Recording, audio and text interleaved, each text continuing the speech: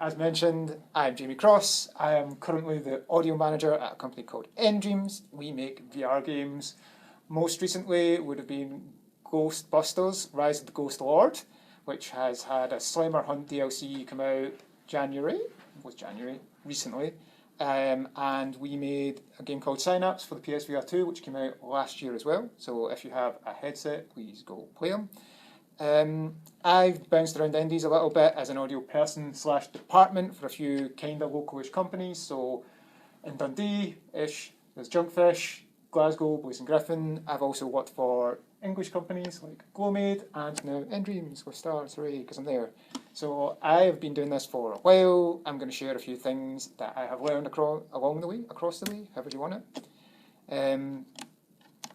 This talk, a few months ago, was a wee bit weird to write because I was trying to work out what to fit within the sort of 20-30 minutes and what folk might be interested in. I did think about doing little sort of micro talks, micro sections, but instead you're just going to have to deal with me doing odd jump cuts from time to time. I'm also trying to be a bit better presenting-wise, so it's not going to be walls of text, it's going to be some words, me speaking, you'll have to pay attention. But at least it's being filmed, so that's fine, and only slightly embarrassing for me. What this talk isn't is how to get into game audio. There's like 1,000,001 resources out there that would do a better job than I will. How I got into game audio is extremely out of date and not really relevant for most of you. It involves having a friend whose parents are fucking rich. So yeah, look elsewhere for that one. What this is just a few aspects of game audio that people don't really speak about, don't really consider. So some of this will be for audio people, some of this will be for people who aren't audio related. If you're a producer, for example, this might be, interesting to yourselves. I'll look a bit into kind of the black box of audio design, but most of it's going to be around what I've been doing recently, which is kind of around planning, pre-production, production practices for audio, what you can do there basically. But the general vibe is, today's title, you should have got audio in earlier. True real life story, trademark, patent pending, etc. So, quick disclaimer, this is based off of what I've done. It won't be universal. There'll be other things that do things differently or better. It won't work for everybody. It won't work for every project. Use, your own real life experiences and the reality before you to work out if this makes sense for what you're working on. So, this is a nice little breather because I do not have water. Let's go. What's the deal with audio anyway? Why is it so important? Everybody that you speak to, if you're working on a game, go, we'll need audio, hooray! But they might not necessarily know why they need audio. Why do you want audio in your game? To name a few things it can add, and I have this listed, which is great. It can add weight to scenes through music. It can help drive player actions and make them feel better. It can make it feel beefy, more powerful, or tiny and delicate. It can provide info and context to the player about things that aren't on screen. It can do a lot with relatively little. We'll kind of get back to relatively little.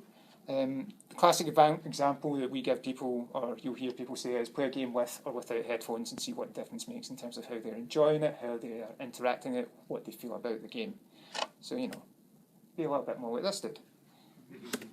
And here's a quote that's been floating around for a few years and still gets trotted out, although thankfully not as much, as you soon hear me rip into a little bit.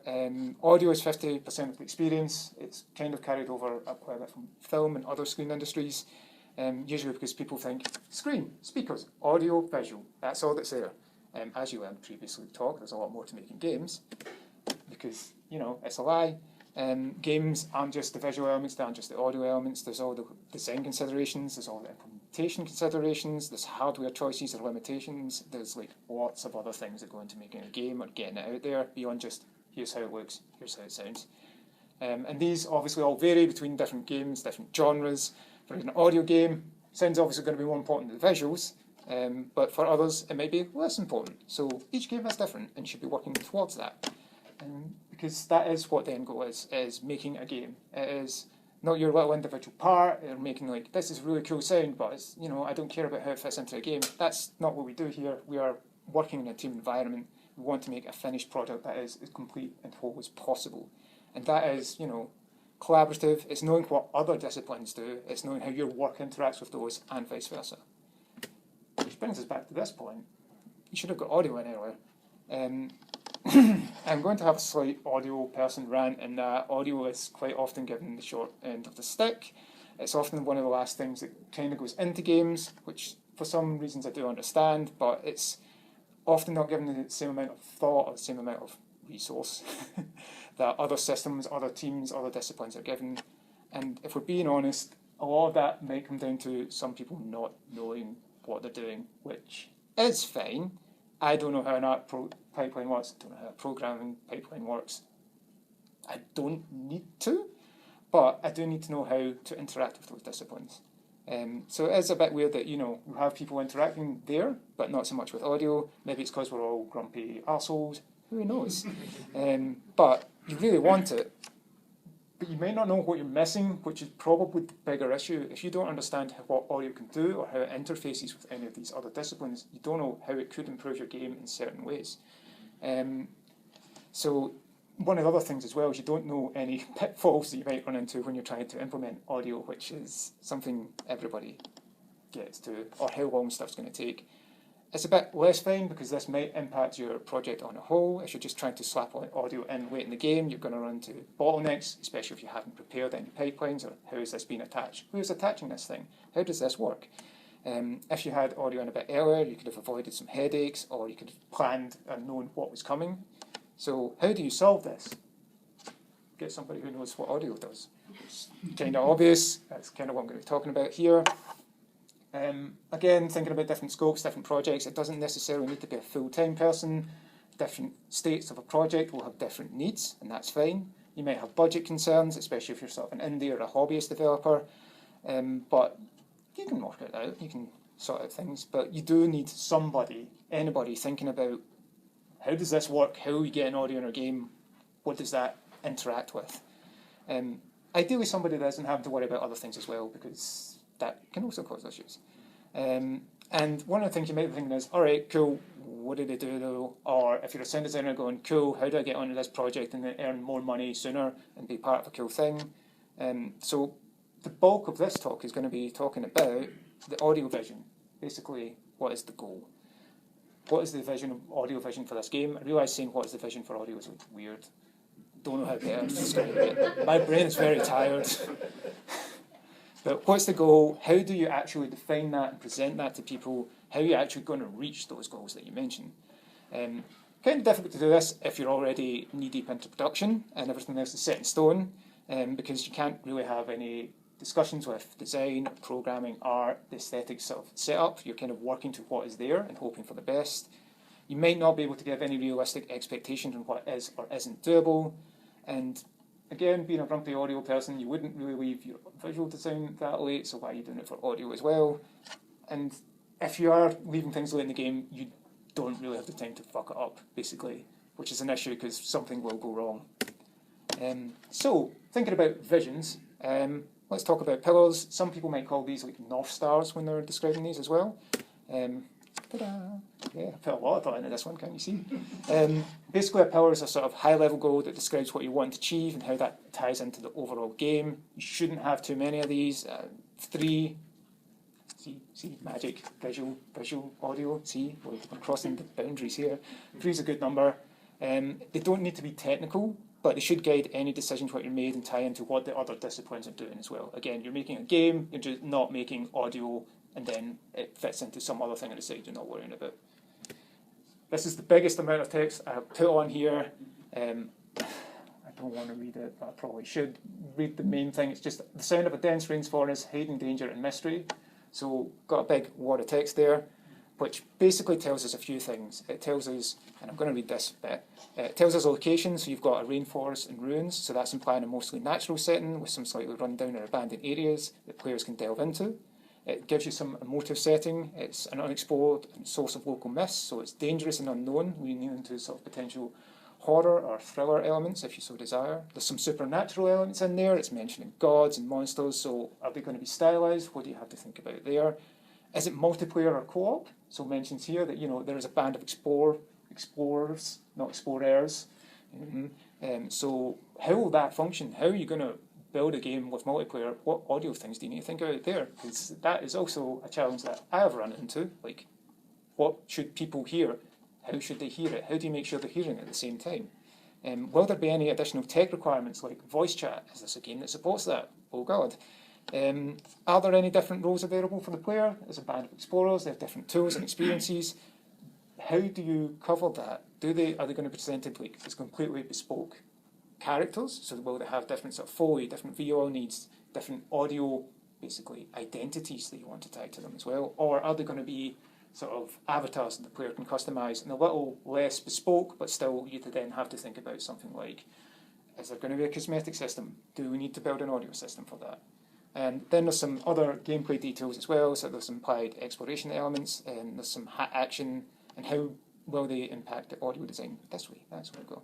Again, that's a super high level points, keywords, individual elements that you want to keep track on.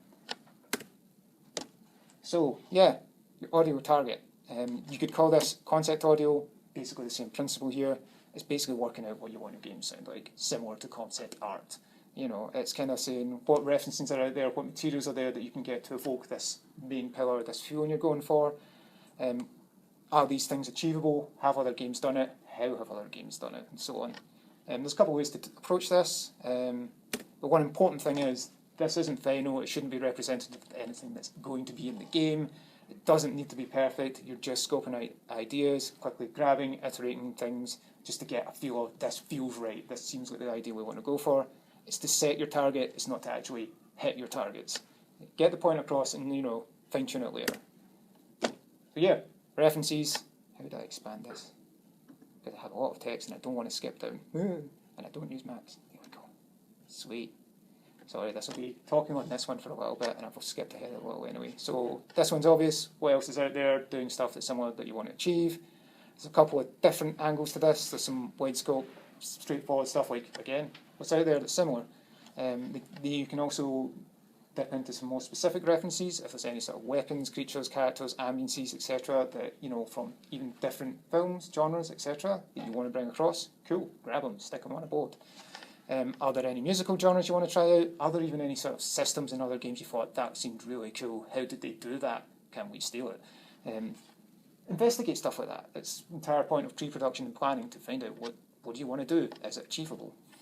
Basically cast your nets as wide as possible here, so you shouldn't just be looking at games. Like I said, there's films. Go through YouTube, grab film, like footage from there. MK Ice and Fire is everybody's best friend when you're doing that. But also think about how you're categorizing these as well. Like, have a reason for capturing stuff and sticking it on your reference board, because you will need to start drilling down. If you've just got a load of like links there just saying, sounds cool, why does it sound cool? Why is it here? Explaining things, especially if you're working in a sort of collaborative environment. If you're just putting up links without context and somebody else goes, what's this for? It's a pain to explain to them. It may not be a short thing, but it can build up over time. Same with other people doing it as well, if they're coming from other disciplines. Another part of this is working out what you don't want to do, what doesn't fit the bill. If there's some parts of a sound that you think, some of that's right, but we maybe want to tweak that. If there's anything you want to try, definitely your own sort of take. Trying to sound like everything will be a mess and doesn't really give you the chance to scope out your game's own sonic identity. Oh, big words. Also, deep dive into the production methods of these games, if there's anything out there in terms of like interviews or dev diaries, stuff like that. How did they make the games? Look at your team sizes behind these games as well. If you're a team of 10 trying to replicate the stuff that had a team of 500 and an audio team of 20, that ain't happening. Think a bit smarter. Talking a lot, don't have a drink, sorry. But be realistic with these as well. Remember, as well, these aren't just for yourself or the audio team. You need to show these to other departments. They will be shown to other stakeholders as well. You need to get buy-in with what you're doing here. Miro is quite useful for this. It's like a big digital whiteboard. You can slap all the things on it. You can arrange stuff. We use it in our work and it's pretty great. A lot of the producers really like it and use it for multiple different things.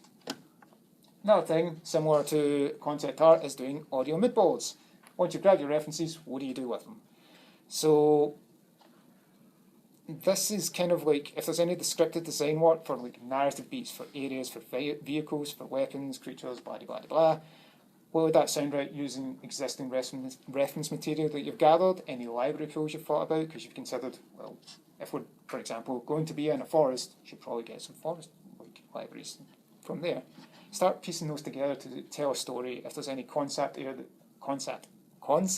art, holy crap, that you can start working towards, what would that sound like? And just get your mood across. You can do this with any of the video clips you've pulled as well, and just sort of focus on the sound rather than the video themselves. Try and get across any action and be like, if there's this combat thing you think is relevant to the game you're making, how would that sound in your game? It might be worth just bouncing the audio from these to people so they don't get distracted from the visual info as well, because sometimes people really clue into what they're watching and not necessarily what they're hearing. If you're working on a demo or a prototype for Golden Path, this can be quite useful because you are kind of looking for specific points in a linear way. And like I mentioned, concept art, because I jumped ahead of it. I've spoken about that, so I don't need to do this, but hey, skipping. Rescores, redesigns, as they might be better known. Again, taking your video references and redesigning those with your audio targets in mind. They don't need to be perfect, just try things, get your point across. You probably get some good ideas on where things are going from these, so it's always worth trying if you get the time. And last but most obvious, because you're making a game prototype, there's a few different moments you'll be doing this, and there's probably a few different stages within your development cycle you'll be doing this. Especially within sort of pre-production or early production, you might have people using what they call a beautiful corner. Others might have just basic paths that people have had input on, or something like a vertical slice that they're trying to deliver for a different prototype. Yeah, different. I've forgotten the word I was going for, but a vertical slice. This is more like systems and features related. This is where you should start thinking about your tech stack to a degree. Like, how is the game going to go in? How is it going to work in a more game context?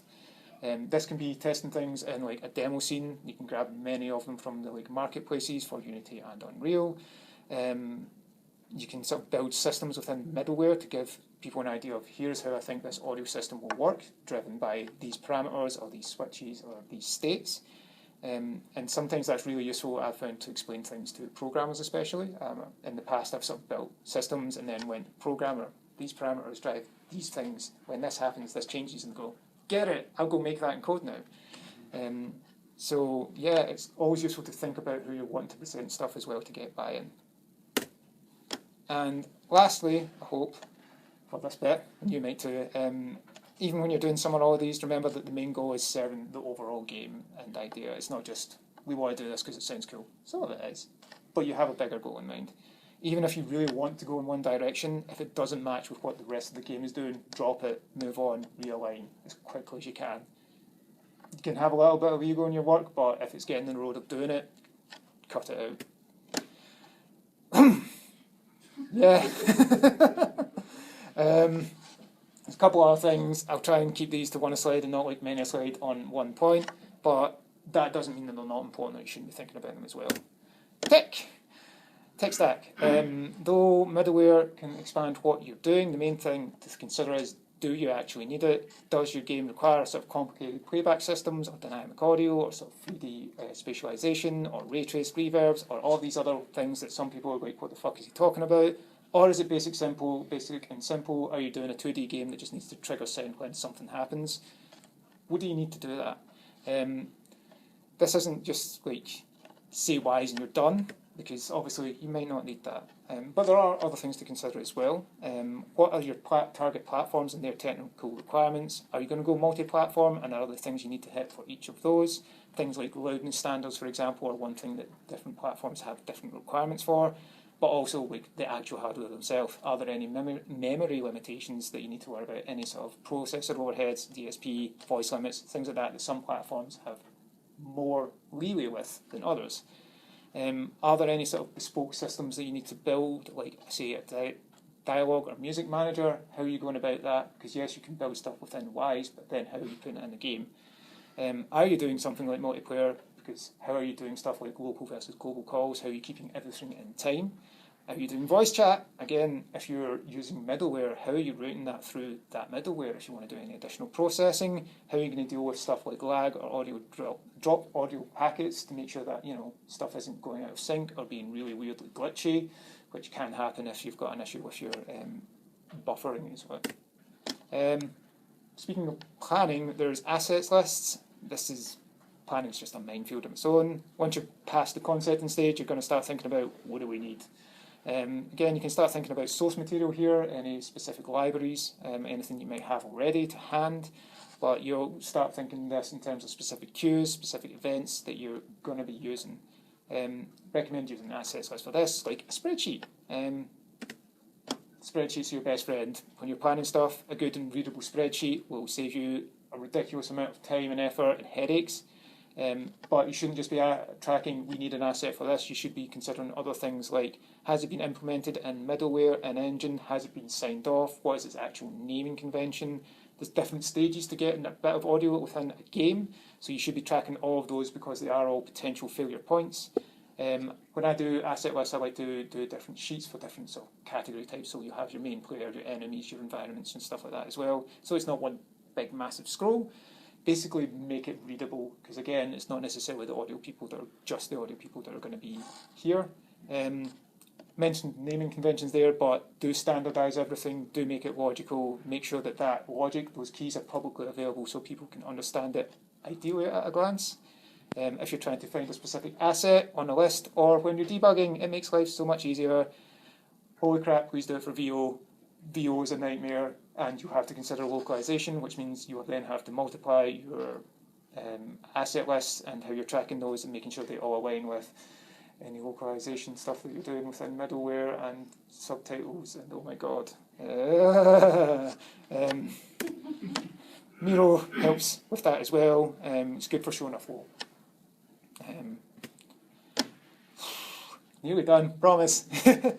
Talking about features, timescales are some things you should be starting to plan out kind of around about the end of the concepting stage. You'll probably have milestones that you're tagging anyway, and they'll dictate your high-level goals. So work with your other departments, get alignment on what they're doing, how are you going to help reach those, who's doing what when. Audio, as I mentioned, tends to be at the end, so we usually face bottlenecks. And sometimes when people say deliver this feature, it means get it all in, which means, you'll have art, design working up until the Friday that it's due, and then audio is trying to work like that last day to get in. Sort out any bottlenecks, make sure you're time boxing any time that audio actually needs, or yourself if you're an artist and depending on other things, because we're talking about everybody here. But make sure that you're communicating with people at all times. Always ask, always make sure that basically train people to ask the question, does this need audio, in any features, in any sort of startup conversations about things like that. I don't know what the terminology people would use outside this. Avoid working at the end of a milestone when it's just basically going to be crunching. Yeah, and even with the best will in the world, and the producer that is like on top of the game and has the best Jira board you'll see, stuff is going to fall through the cracks. So some of that will be incumbent on yourself to chase up. Job roles. This was kind of neat because with the previous talk as well, specifying about type design. And one thing about audio is that, we're starting to see a broader range of job roles, which is pretty cool. So one thing to consider is, do you actually have enough people or experience on the team to fulfill all of those? Audio designers sometimes, especially in sort of smaller projects, are expected to cover a lot of these. So this is audio direction, like some of the stuff I've spoken about here. Asset creation, there's technical audio design, which is your implementation side of things within middleware and blueprints, or sometimes some scripting. There's audio programming, which is different and a programming role, and I really wish you'd stop asking general audio designers to code, because it fucking sucks.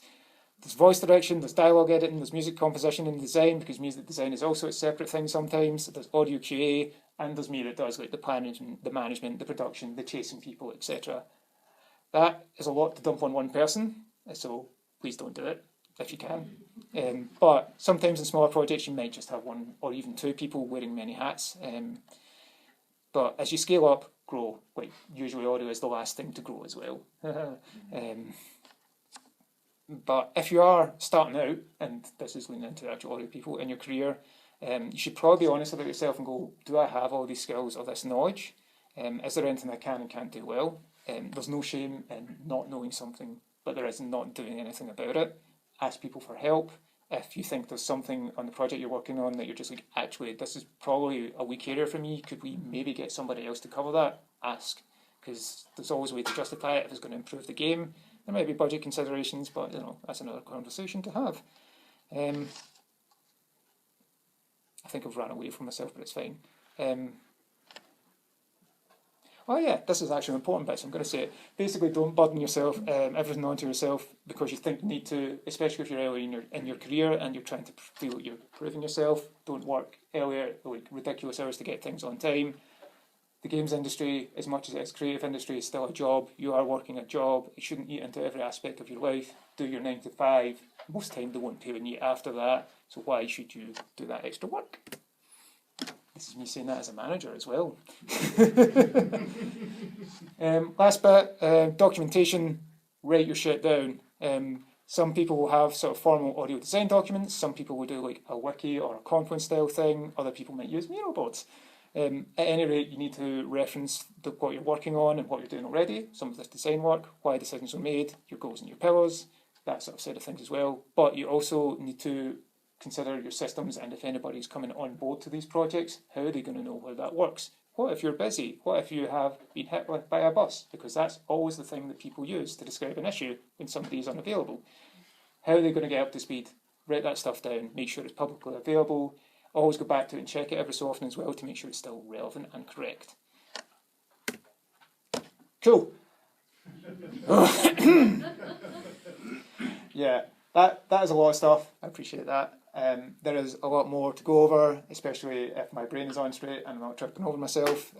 But there's plenty of other resources out there. I'd recommend reading stuff like a sound effect blog. Has a lot of stuff on not just film but game, not just games but film, all the way around. Covering a few different aspects.